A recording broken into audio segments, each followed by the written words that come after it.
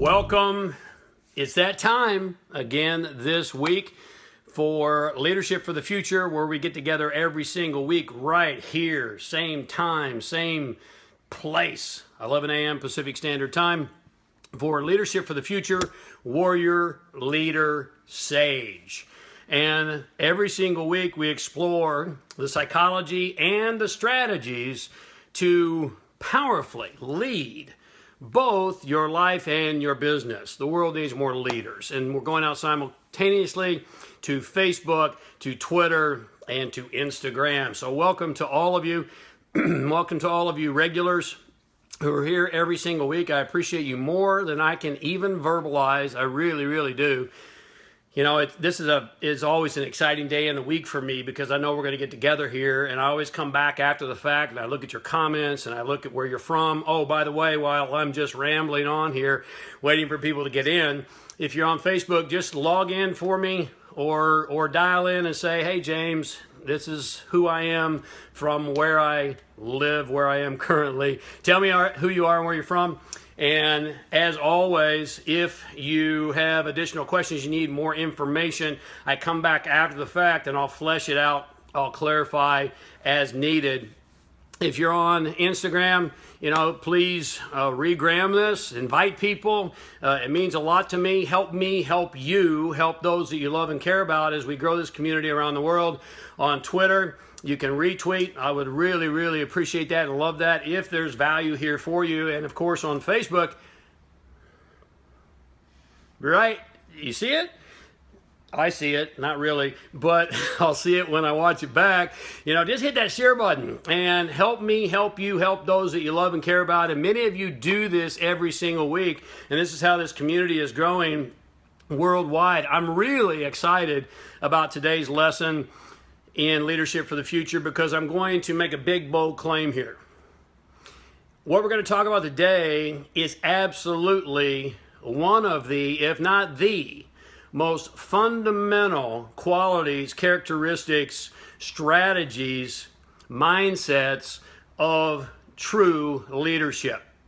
It's a powerful thing. And before we do that, though, we are in what episode is this, Bear? 52. Damn. For 52 weeks straight, we've been doing this live cast, and we see no end in sight, right? So thank you for being here. But if you're just joining for the first time, welcome, and you're behind.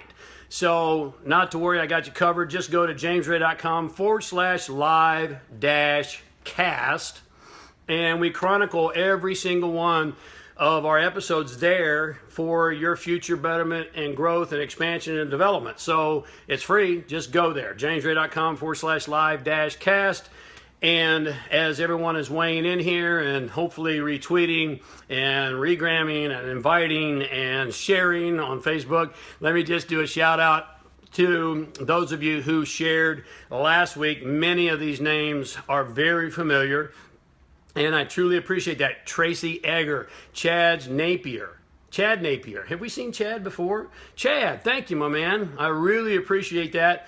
First time I believe I've seen that name. Anthony Rogers. Have we seen Anthony Rogers before, Bear? Is he a skinny little guy? No. Anthony is a giant of a man. Thank you, Anthony, for sharing every single week, as you always do. It means a lot to me. Jyoti Aurora, Nancy Winters, Sunstar Media, a.k.a. Kristen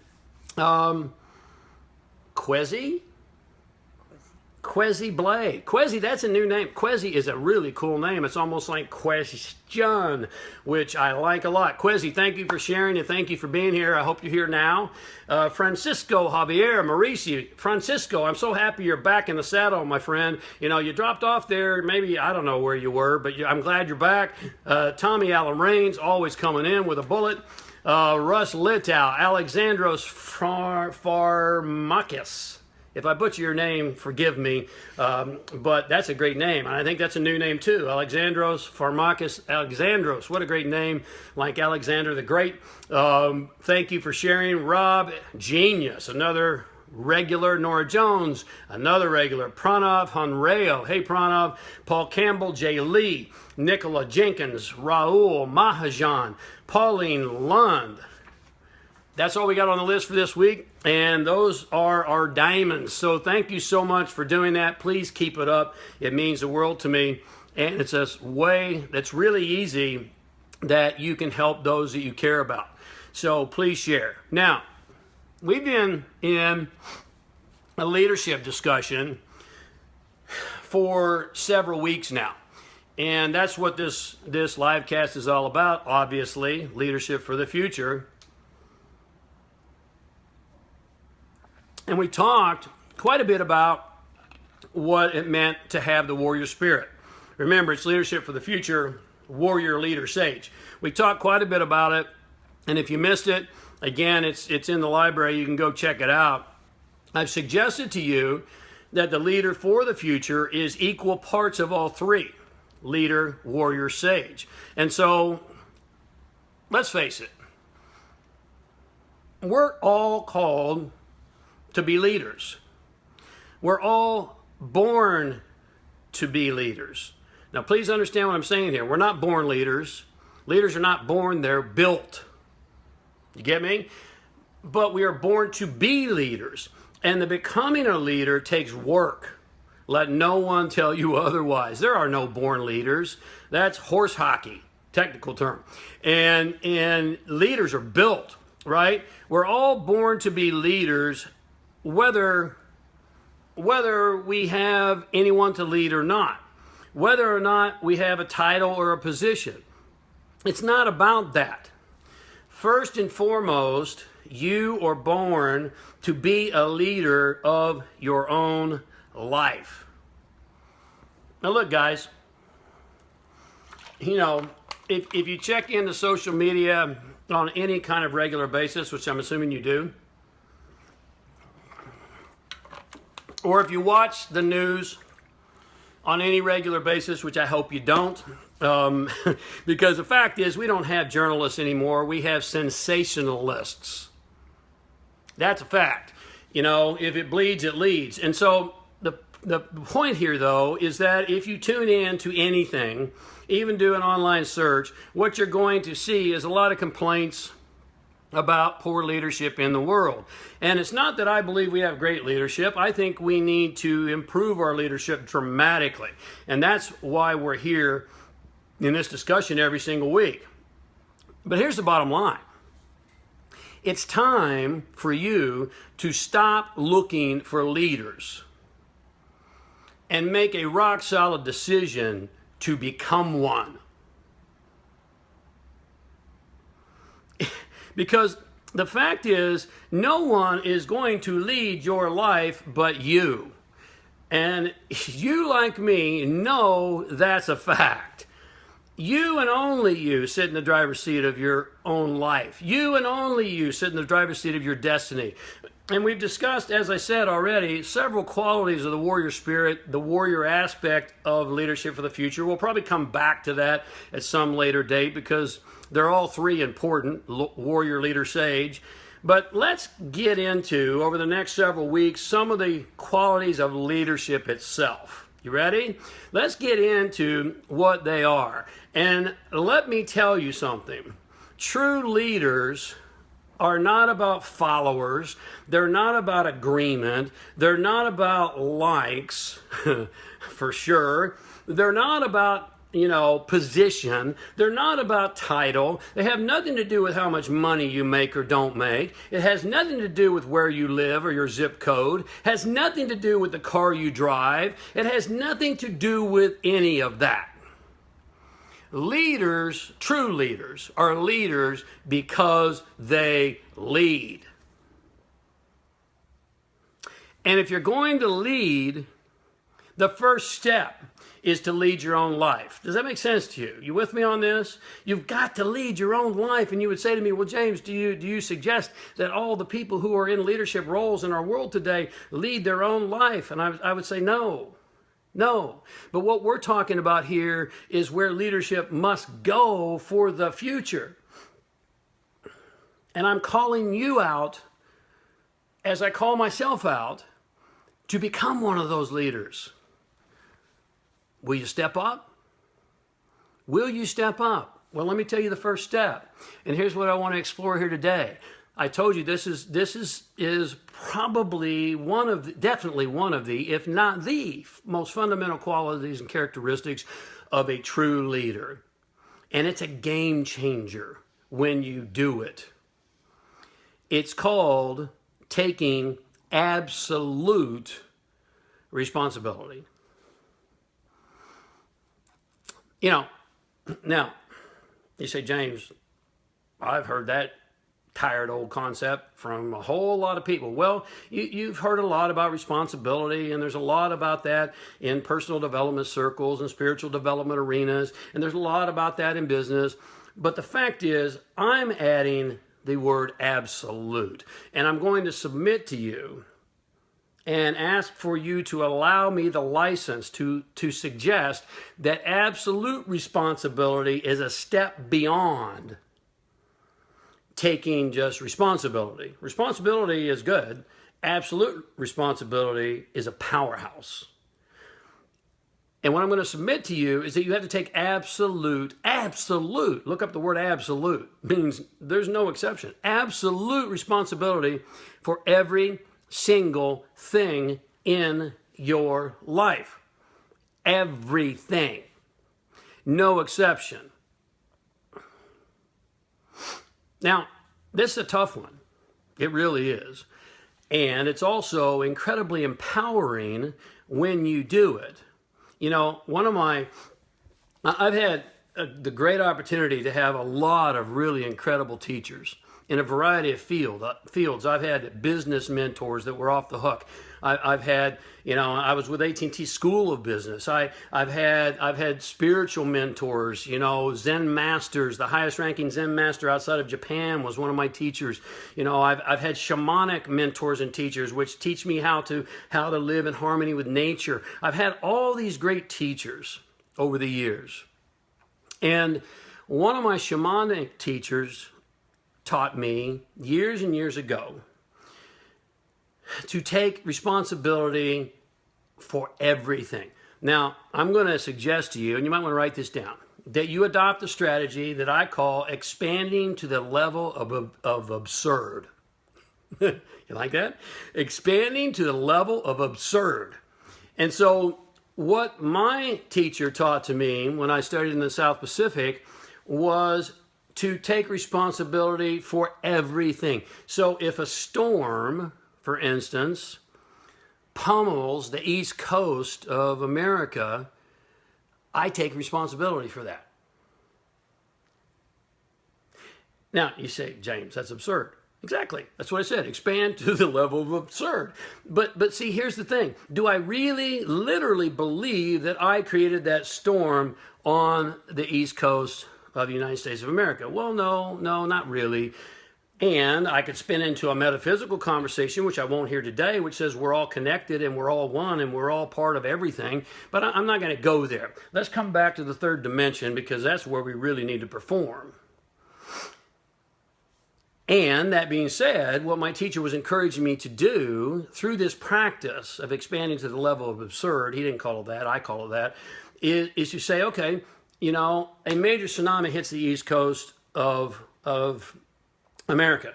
And Jay Lee, if you're here, I'm not predicting that, and I'm not suggesting that, and I'm not putting that out, okay, bud? I don't want that to happen. This is an example. God, okay, I'm just using this as an example. So, my buddy Jay Lee lives in Florida. All right, so here's the thing, though. If I practice absolute responsibility, I go, okay, how did I create that? And I start to analyze and look at my life. Well, where are storms happening inside of me? Where am I being stormy with other people? And I could go on, but do you get the point here? So, if there's a psychological term called projection, which says that everything external to our lives is a projection of our internal lives, and this is right out of the field of psychology. So if I take it to the level of absurd, it's a storm on the East Coast. So now I start to look at me, and it becomes empowering, because if I created that, all right, in my little mind game here, then where do I need to dial back the knob a little bit? Where do I need to build, bigger resources and bigger, capabilities to deal with difficult things so they don't knock me over, right? Where do I need to predict better so that I foresee things coming? You with me on this? Like I said, this is a profound way to play life. Because what it does is it sets up your life as a biofeedback mechanism. So every single thing that happens in our world, just suppose for a moment, this is going to be a tough one, right? And this is not a political statement at all, but everything Donald Trump does is your responsibility. Everything that Putin does is your responsibility. Now, do you see how playing this game of absolute responsibility can literally be a game changer for you? Because this whole life and business is all about growth. Spirit, which operates through all of us, and quantum physics tells us that, the same energy operates through all of us, is always for fuller expression and expansion. And so if that's what we're here to do, to more fully expand, experience, and express that which you are, then I can use life, and everything in life is a biofeedback mechanism, easy for me to say, to help me grow. If I see a storm, where am I being stormy? Where do I need to dial it back? Where do I need to build a better fortress to set my business up to be able to weather the storm? And I could go on and on. Now, let me tell you, this game doesn't always have to be profound, all right? So you leave your office one day for lunch and you walk out a certain door and a bird shits on your shoulder. And it doesn't have to be, oh my God, it's the end of the world. There's shit falling from the sky and nature is turning against me and drama. No, it could just be something really mundane like, where did I just shit on somebody? Metaphorically, in my office or on the phone. Or it could even be more mundane than that. The lesson is, next time, don't walk out the door without checking first, because there's a bird's nest up there, all right? It doesn't have to always be profound. You with me? I mean, even though we're taking this to the level of absurd, we don't have to be dramatically absurd, which the people I've taught this to, depends on who they are. Some people have a real propensity to drama, all right? And that's just not the way to go. I'll give you a real life example. Back when I was on the road over 250 days a year, I was doing 4 live events in 4 different cities every single week of my life, and one in each city. And so in one particular city, one of my clients had helped promote the event and helping produce the event. And I was late. My flight was late. My baggage was late. You know how things kind of domino. So the flight is and I had 500 people in the room, right? The flight is about an hour late. The people are there. My client is texting and calling my office and saying, where is James? Well, he's still in the air. My assistant he's still in the air. It's scheduled to land. I mean, there's a lot of things going on, right? So now my flight is an hour late. I jam off, and guess what? They lost my bag. Okay? Leave the damn bag. So I go jump in the car, and as fate would have it, I get in the car, and this is one of those drivers who has to go the speed limit. Are you serious right now?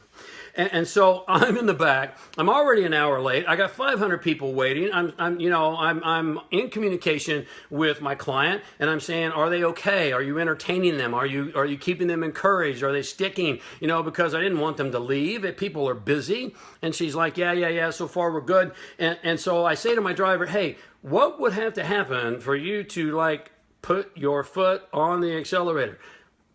Sir, I do not want to get a ticket. Oh my God. I said, what if I would pay you extra? What if I would pay for the ticket if you got one? Sir, no, I don't want it on my driving record. Okay. Breathe, James. Breathe, right? 55. You know how slow 55 feels? If you're like me, I live in California. It's 80 on the highway. That's normal. You don't get a ticket even most of the time. 80, you go over 80, you can get a ticket. But right at 80, 75, 80, you're okay. But here we are, 55. So I finally get there. And of course, I'm frazzled. And of course, I'm late. And I dash in to the back of the hotel room, back of the house. And here's my client. And she looks at me and she goes, and this was right during, the big peak of The Secret and the Law of Attraction. She goes, James, how did you attract this one into your life?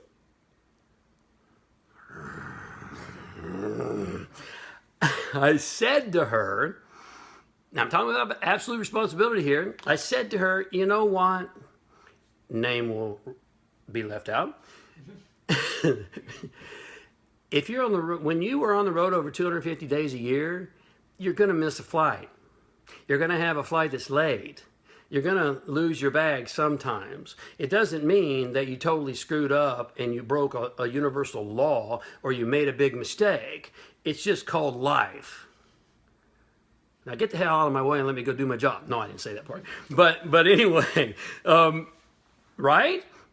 That's taking absolute responsibility. Hey, I'm the one that chose to be on the road over 250 days a year. I'm the one that chose the airline. I'm the one that checked my bag instead of carry on and on and on and on and on. So again, it doesn't have to be some life-changing insight or some big, sin that you've committed when you're taking absolute responsibility. It's just about looking at how you can put yourself in the driver's seat. You see, and that's what it's all about. Because when you take absolute responsibility, you become a leader. You become a leader because you realize that you have contributed to and created your situation in your life and your business. And what that does is it also gives you the power to recognize that you hold the solution. You with me? You hold the solution. You see, if you're in business right now, there's no bad people in your business. There's no bad teams. There are only bad leaders. Period. Again, tough medicine.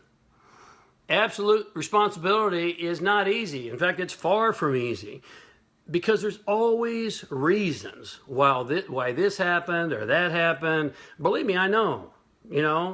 We can always find excuses or reasons. I call those good stories. But you see, focusing on good stories will get you nowhere fast. You with me? When you focus on what you did to contribute to the situation and create the situation, then simultaneously you find that you have the ability to rectify it, to fix it, to change it. How many times have you, like me, been in a romantic relationship, for instance, and you're in an argument, and you got a position and she's got a position, right? And you're both arguing, and you're both wanting to be right. And then, have you had this situation? I have, where you're butting heads and you're arguing your position, and then all of a sudden, he or she, in my case, she, starts making sense. And starts to sound like maybe she's right and I'm not. You ever had this situation, right? And so you have a choice in that moment, right? You have a choice to take absolute responsibility and to go, you know what? Back it up. You're right. That makes sense. I apologize. Or, you know what a lot of people do is they just argue harder because they would rather be right than be happy. Right? Do you want to be right or do you want to be happy? When you take absolute responsibility in your life, in your business, here's what I know. In my business, when my team, quote, messes up, it's because I, as a leader, have not communicated clearly. I've not managed them well. I've not given them the outcome, the bigger picture. I've not clarified expectations. And maybe I've not hired properly or vetted them fully. That's my responsibility. You know, I can blame them all day long and throw, you know, the leader for the future never throws his team onto the bus. Never. In life or business. You know, I've been through countless online marketing teams in the last 4 years. I've had more online marketing teams than I've had socks, literally. Online marketing, quote, experts are a dime a dozen today. Am I right? You've seen these people. And I must admit, there have been many days, to say the least, of frustration and disappointment with online marketing, quote, gurus. Who's responsible? The fake online marketing expert or the person who hired them? Who's responsible? The person who allowed them the time and the rope and the latitude to continue on retainer for as long as they have. I mean, I think you agree with me. The answer is obvious. Results do not equal no results plus a good story. Remember, we said good stories are excuses. It's easy to tell good stories. It's easy to find excuses, but that's going to get you nowhere. As a leader, you have to take responsibility. There are always good stories. And the fact is, sometimes your good stories are true. But continuing to tell the story gets you the result of the story. You with me? Energy flows where attention goes. If you're putting your attention on the story, you're going to get the results of the story because you're feeding the fire of the story. Instead of looking for opportunities and looking for the ability to bob and weave and looking for ways to find new strategies and looking for ways to become disruptive in the market and creative in the market and to come from a new angle. And that, my friend, is leadership. And it starts with taking absolute responsibility. It's a fundamental quality. So let me give you 5 quick questions and we're out for today. Ask yourself these questions. Number 1, when you get into a difficult situation or any situation, ask yourself, how did I contribute to this situation? How did I contribute? Whether it's a disconnect with your spouse or your children, or whether it's a disconnect with your team members or a vendor, how did I contribute to this situation? Number 2, what did I do that was less than my best? And there's no value in lying to yourself. Number 3, what could I have done better or differently? Number 4, how will I learn from this? And number 5, what will I do better or different as a result of my learnings? What will I do differently next time? Maybe I have to learn more. Maybe I have to vet more. Maybe I have to do more research. Maybe I have to cut ties quicker. You know, what will I do different? How will I learn and grow and become a better leader and a better person? Now, I hope I've given you some things to think about here today and more importantly, to act upon. I promise you, this is a game changer when you get it first and then you utilize it in your life and your business. So until we speak again, as always, thank you so much for being here. Be a leader. Don't look for leaders. Be a leader. And then stay awake, love life, and be epic.